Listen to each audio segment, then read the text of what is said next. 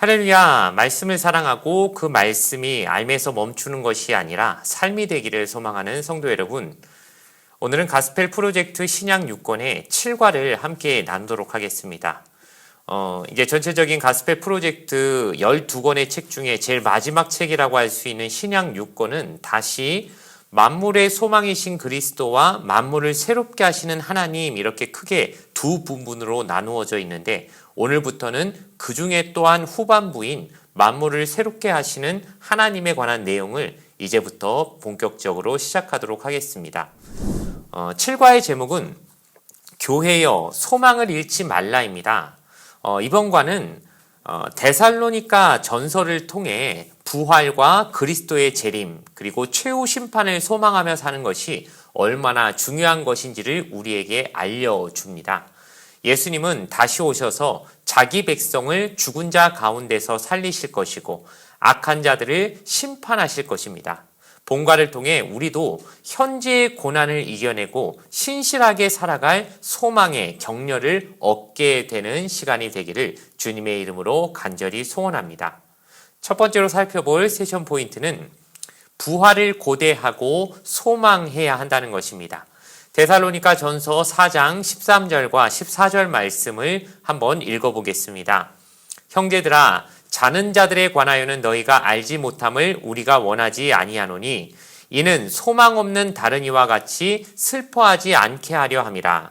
우리가 예수께서 죽으셨다가 다시 살아나심을 믿을진데 이와 같이 예수 안에서 자는 자들도 하나님이 그와 함께 데리고 오시리라. 부활 사건은 예수님이 죽음을 이기신 사건입니다. 죽음은 이 땅에 사는 사람들에게 절망을 의미하죠.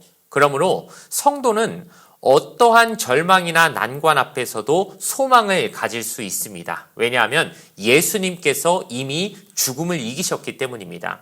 우리를 새롭게 일으키는 부활의 사건을 우리는 우리 삶 속에서도 여전히 기대해야 할 것입니다.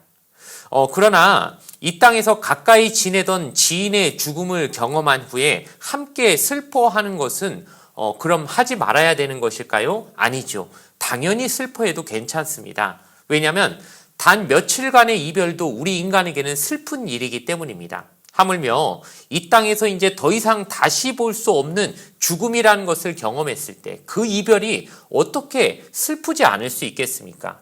그러나 함께 울고 슬퍼하면서도 우리 신자들이 다른 점이 있다면은 하나님께서 그 눈물을 닦아주실 것이고 또한 그 사람에 대해서 더 큰 기쁨과 사랑으로 돌보시는 하나님이 계심을 바라볼 때 놀라운 위로가 함께 임하게 되는 것이며, 게다가 우리에겐 소망이 있죠. 죽은 다음에 마지막 때는 주님이 다시 오실 때 그 죽은 사람들이 다 같이 나를 포함하여 부활하게 될 것이다 라고 하는 그 주님을 통하여 얻게 된 부활의 소망이 함께 있기 때문에 이 모든 이 땅에서의 이별이라고 하는 죽음이라고 하는 슬픔조차 우리를 완전히 넘어뜨리지 못하게 되는 그런 신자들만의 놀라운 특권이 있다는 사실, 그 특권을 꼭 누리실 수 있는 여러분 되기를 주님의 이름으로 간절히 부탁을 드리겠습니다.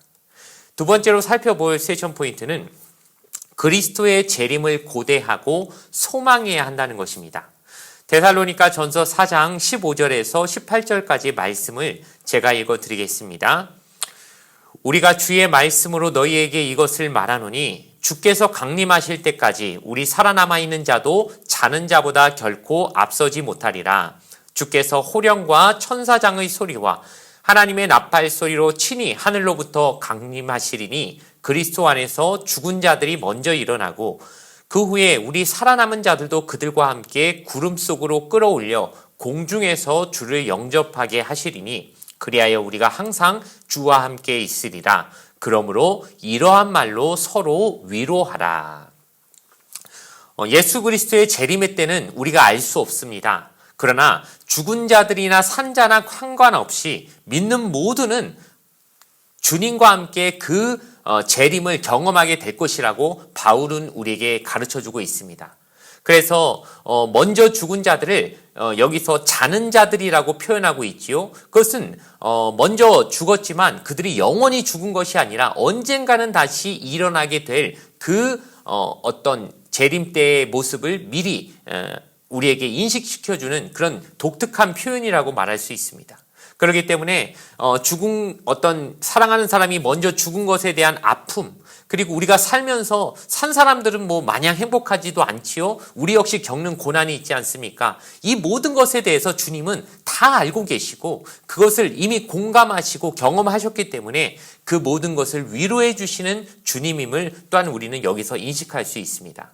또한 우리는 학생들이 이제 개학날이 다가올수록 방학 숙제를 더 열심히 하듯이, 또 결혼식이 가까워질수록 신부가 자신을 더 예쁘게 꾸미려고 노력하듯이 주님의 재림이 다가오는 그 날을 우리가 맞이하면서 우리는 땅의 것을 구하고 찾는 것이 아니라 그날을 바라보며 더욱더 위의 것을 찾는 성도의 모습을 보여야 당연한 삶의 모습일 것입니다.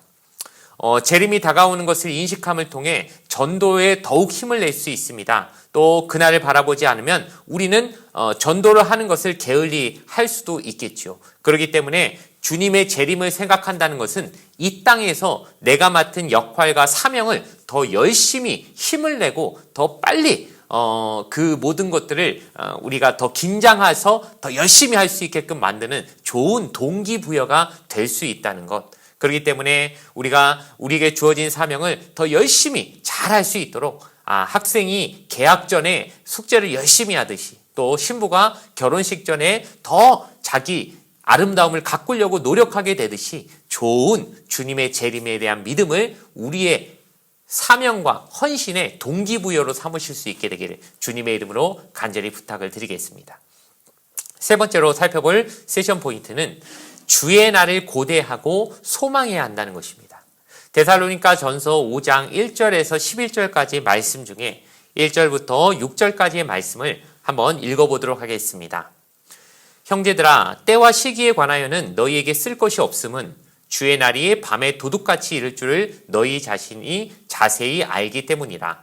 그들이 평안하다 안전하다 할 그때에 임신한 여자에게 해산의 고통이 이른과 같이 멸망이 갑자기 그들에게 이르리니 결코 피하지 못하리라. 형제들아, 너희는 어둠에 있지 아니하매 그날이 도둑같이 너희에게 임하지 못하리니 너희는 다 빛의 아들이요 낮의 아들이라. 우리가 밤이나 어둠에 속하지 아니하나니 그러므로 우리는 다른 이들과 같이 자지 말고 오직 깨어 정신을 차릴지라. 바울은 주의 날이 도둑같이 우리에게 임할 것이다 라고 말하지만 이것은 예수님이 그냥 갑자기 오실 것이라는 그 뜻을 우리에게 말해주는 것입니다. 그러니 너무나 갑작스러워서 세상은 멸망이 오기 직전에도 평화와 안전을 말할 것입니다. 그러나 바울은 그리스도 안에서 우리에게 깨어서 정신을 차리라고 이런 메시지를 주고 있습니다. 예수님의 재림에 대한 소망이 오늘을 신실하게 살 수 있는 삶의 동기가 되는 것입니다. 예수님이 언제 재림하실지 모른다고 해서 준비를 하지 않아도 되는 것은 아니라는 걸 우리가 잘 알지 않습니까? 오히려 언제 오실지 모르니까 늘 준비하고 있어야 되고 항상 주님 오실 것을 대비하고 있으라고 하는 또 다른 어떤 우리에게 권면을 주고 있는 것이죠.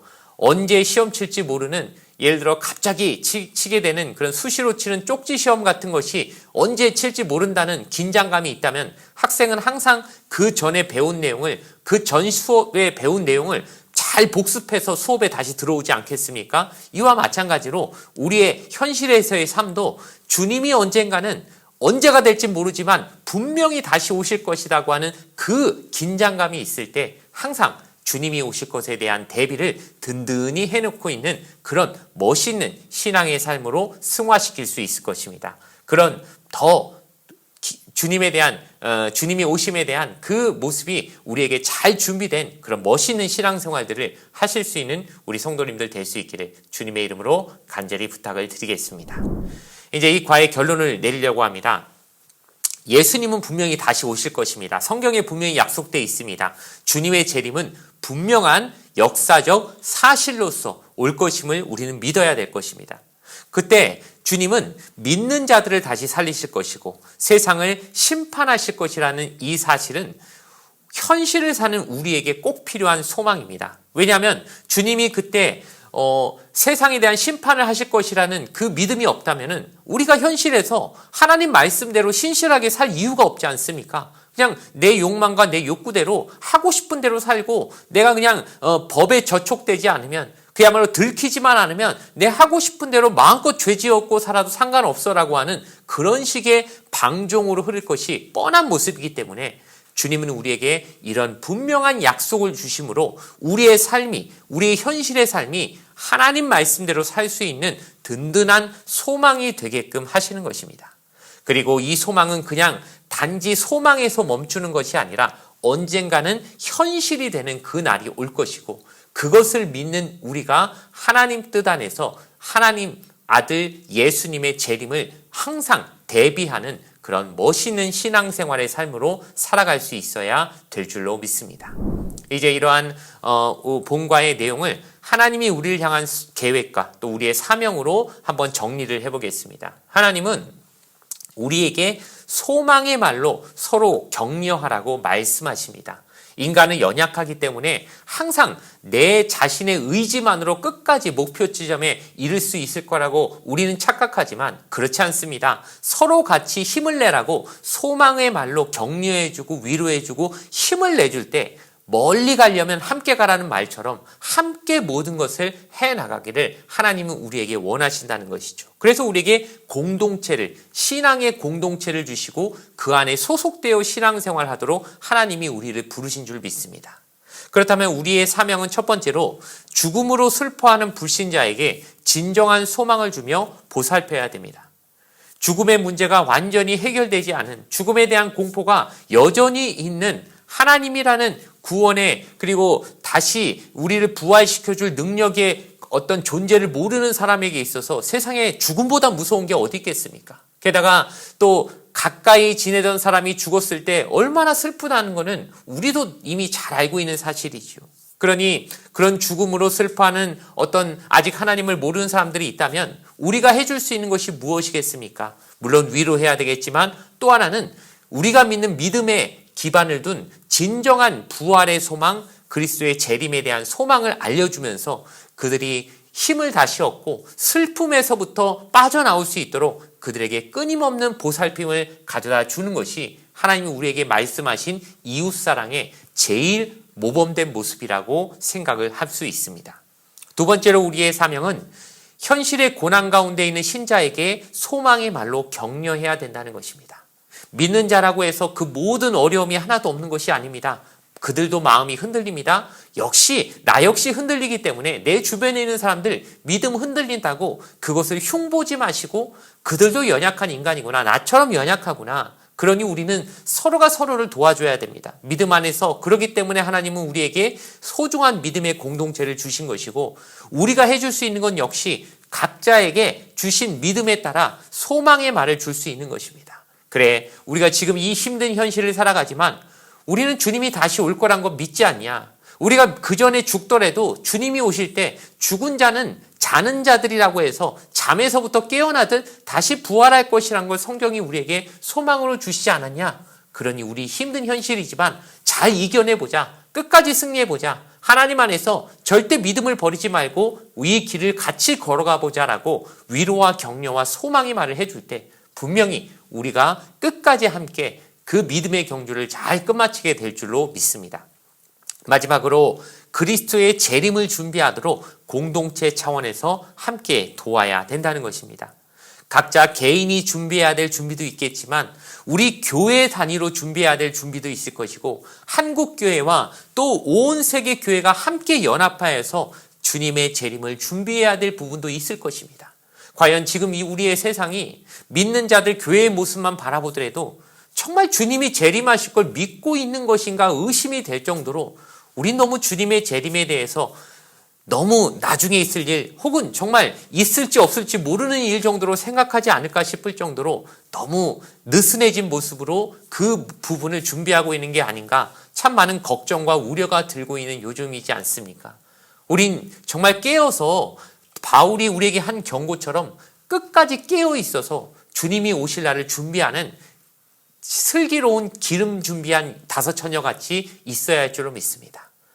막상 신랑이 왔는데 기름이 다 떨어져 버리고 그때 가서는 준비하려도 준비할 수도 없고 준비할 방법도 없고 게다가 정말 그런 사람들은 아무리 이제까지 잘 기다리고 있었다 칠지라도 마지막 잔치에 들어가지 못하는 정말 끔찍한, 그때는 되돌릴 수도 없는 그런 지경에 빠질 수 있다는 걸 우리가 두렵게 생각하면서 그리스도의 재림을 평상시에도 꾸준히 잘 준비하고 우리 공동체 안에서도 이런 관심이 흐트러지지 않도록 항상 누군가는 우리 깨어 있어야 됩니다. 주님의 재림을 항상 준비해야 됩니다라고 하는 경고의 소리를 늘 내줄 수 있는, 그래서 잠든 공동체가 아니라 늘 깨어있는 공동체로서 우리 교회가 서 있을 수 있도록 우리 성도님들도 늘 기도하시고 늘 그렇게 영적으로 깨어있기를 서로 도와주고 격려하는 그런 공동체가 되기를 주님의 이름으로 간절히 부탁을 드리겠습니다.